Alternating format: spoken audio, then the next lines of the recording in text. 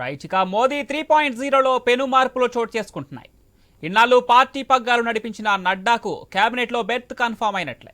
దీంతో ఆయన పార్టీ అధ్యక్ష పదవికి రాజీనామా చేయనున్నారు. ఆయన స్థానంలో వేరే వారికి ఛాన్స్ ఇస్తున్నట్లు తెలుస్తుంది. త్వరలోనే నడ్డా అధ్యక్ష పదవి కాలం కూడా ముగియనుంది. మరోవైపు పలు రాష్ట్రాల్లో ఉన్న అధ్యక్షులను కూడా మార్చనున్నట్లు తెలుస్తోంది.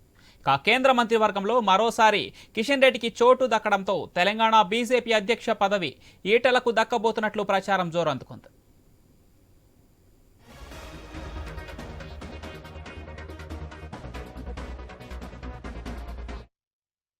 తెలంగాణ బీజేపీ అధ్యక్షుడిగా ఈటెల రాజేందర్ని నియమించాలని అధిష్టానం నిర్ణయించినట్లు తెలుస్తోంది. ఇదే అంశంపై ఈటెల రాజేందర్తో అమిత్ షా ఫోన్లో మాట్లాడినట్లు సమాచారం. అధిష్టానం దూతగా అస్సాం సీఎం హేమంత్ బిశ్వ శర్మ ఈటెలతో చర్చలు జరిపారు.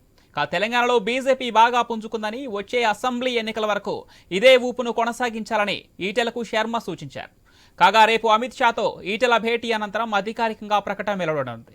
రైట్. ఇదే అంశానికి సంబంధించి మరింత సమాచారం మా ఇన్పుట్ ఎడిటర్ శ్రీకాంత్ ఫోన్ లైన్లో అందిస్తారు. శ్రీకాంత్. ఎస్ పవన్, మొత్తానికి రాజకీయాల్లో భారీ మార్పులు జరుగుతున్నాయి. ఒకవైపు దేశంలో కేంద్రంలో మరోసారి బీజేపీ భారతీయ జనతా పార్టీ ప్రభుత్వం ఈసారి ఎన్డీఏ కూటమితోటి మూడోసారి ప్రభుత్వాన్ని ఏర్పాటు చేస్తున్న క్రమంలో అటు జాతీయ అధ్యక్ష పదవితో పాటు రాష్ట్ర భారతీయ జనతా పార్టీ అధ్యక్షులు ఉంటారో వాళ్ళ విషయంలో కూడా కొంత మార్పులు చేర్పులు చేయబోతున్నట్టుగా స్పష్టంగా తెలుస్తుంది.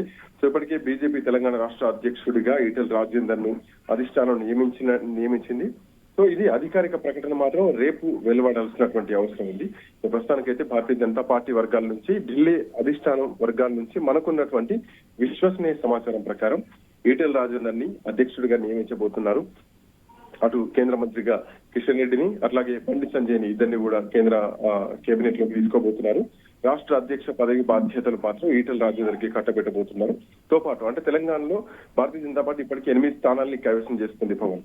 సో ఇట్లా నేపథ్యంలో ఎంపీ స్థానాలు కూడా 8 ఎంపీ స్థానాలు Congress party, Bharatiya Janata party. So ఇట్లా నేపథ్యంలో అటు ఖచ్చితంగా రాబోయే కాలంలో ఒక ఉద్యమకారులు, తెలంగాణ ప్రాంతీయ భావం ఉన్నటువంటి వ్యక్తి భారతీయ జనతా పార్టీకి అవసరం. సో దాంట్లో భాగంగా ఈటెల రాజేందర్ కి ఉద్యమకారుడు, అట్ ది సేమ్ టైం ఉద్యమకారులను అందరినీ కూడా ఏకం చేసుకునేటువంటి ఒక చరిష్మా ఉన్నటువంటి నాయకుడు. ఆయనతో పాటు గతంలో బీఆర్ఎస్ పార్టీలో పనిచేసినటువంటి నాయకులంతా కూడా ఈటెల రాజేందర్ తోటి సత్సంబంధాలే ఉంటాయి, ఎవరికి కూడా వ్యతిరేకత లేదు. సో ఇట్లా నేపథ్యంలో ఈటెల రాజేందర్ ని భారతీయ జనతా పార్టీకి అధ్యక్షుడిగా చేయాలి అన్నటువంటి ధోరణిలో కేంద్ర అధిష్టానం ఉన్నట్టుగా తెలుస్తోంది. దానికి తోడు బీసీ కార్డు కూడా తోడైతుంది. ఇప్పటికే మనం చూడొచ్చు, ఫ్లోర్ లీడర్ గా మహేశ్వర్ రెడ్డి ఉన్నాడు. సో అట్లా నేపథ్యంలో ఒక బీసీ, ఒక రెడ్డి, అంటే ఇద్దరికి సమపాలనలో షేరింగ్ లాగా కనిపిస్తుంది. ఒకరికి ఫ్లోర్ లీడర్ ఇచ్చేసి రెడ్డి సామాజిక వర్గానికి, బీసీ సామాజిక వర్గానికి మాత్రం అధ్యక్ష పదవి ఇస్తే రేపు రాబోయే కాలంలో కూడా భారతీయ జనతా పార్టీ అధికారంలోకి వస్తే ముఖ్యమంత్రి పదవి ఈటెల రాజేందరే అని చెప్పకనే చెప్పింది మాత్రం స్పష్టంగా కనిపిస్తోంది. శ్రీకాంత్, ఇక జాతీయ స్థాయిలో చూసుకుంటే జేపీ నడ్డా పదవీ కాలం కూడా మరికొద్ది రోజుల్లో ముగియబోతున్నట్టు తెలుస్తుంది. ఆయన కేంద్ర కేబినెట్ లోకి తీసుకున్న అనంతరం మరొక జాతీయ అధ్యక్షుడిగా అటు శివరాజ్ సింగ్ చౌహాన్ ని కూడా నియమిస్తారంటూ కొన్ని వార్తలు అయితే వస్తున్నాయి. దీంట్లో ఎంతవరకు నిజముందనుకోవచ్చు? నిజాన్ని మీరు అన్నట్టు అంటే చేంజెస్ జరుగుతున్నాయి, భారీగా చేంజెస్ మాత్రం జరుగుతున్నాయి. మూడోసారి ప్రభుత్వం అధికారంలోకి వచ్చింది కాబట్టి ఖచ్చితంగా కాశ్మీర్ టు కన్యాకుమారి వరకు మార్పులు చేర్పులు దిశగా వెళ్తోంది భారతీయ జనతా పార్టీ కేంద్ర ప్రభుత్వం.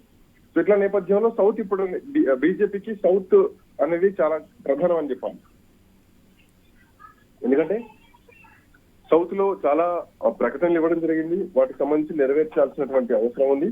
అండ్ మోరోవర్ కర్ణాటక తర్వాత భారతీయ జనతా పార్టీ తెలంగాణలో ఎంటర్ ఇద్దాం అనుకున్నా కానీ రాజకీయ పరిస్థితులు అనుకూలంగా లేకపోవడం, సో ఆ తర్వాత జరిగినటువంటి పరిణామాలు ఆంధ్రప్రదేశ్ లో కొంతవరకు పాజిటివ్ గా ఉండడం.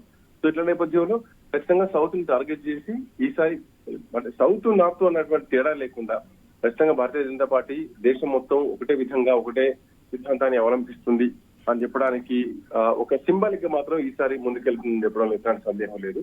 మరీ ముఖ్యంగా తెలంగాణలోకి అధికారం రావడమే లక్ష్యంగా పనిచేయాలని ఈ తర్వాత భారతీయ జనతా పార్టీ పనిచేస్తోంది.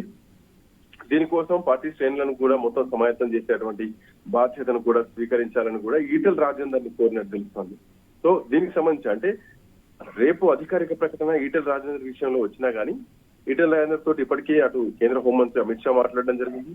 అధిష్టానం అంటే అటు కేంద్రానికి ఈటెలకు మధ్యలో అస్సాం ముఖ్యమంత్రి ఎవరైతున్నారో హేమంత్ బిశ్వా శర్మ ఆయన కూడా ఈటల రాజేందర్ తో చర్చలు జరిపారు.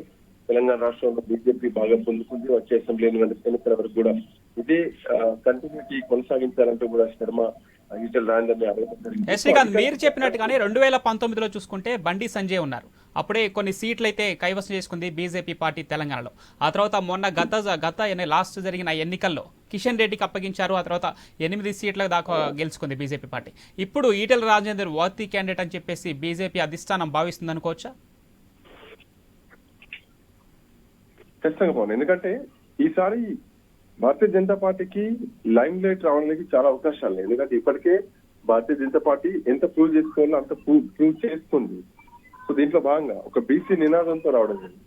మరి ముఖ్యంగా అటు బండి సంజయ్ విషయంలో కేంద్ర మంత్రివర్గంలోకి తీసుకోవడం, ఒక విధంగా బండి సంజయ్కి న్యాయం చేసినట్టు ఈటల రాజేందర్ బీసీ సామాజిక వర్గానికి చెందినటువంటి వ్యక్తి. At the same time Etela Rajender Telangana ఉద్యమకారుడు, కేసీఆర్ తోటి సమూచి.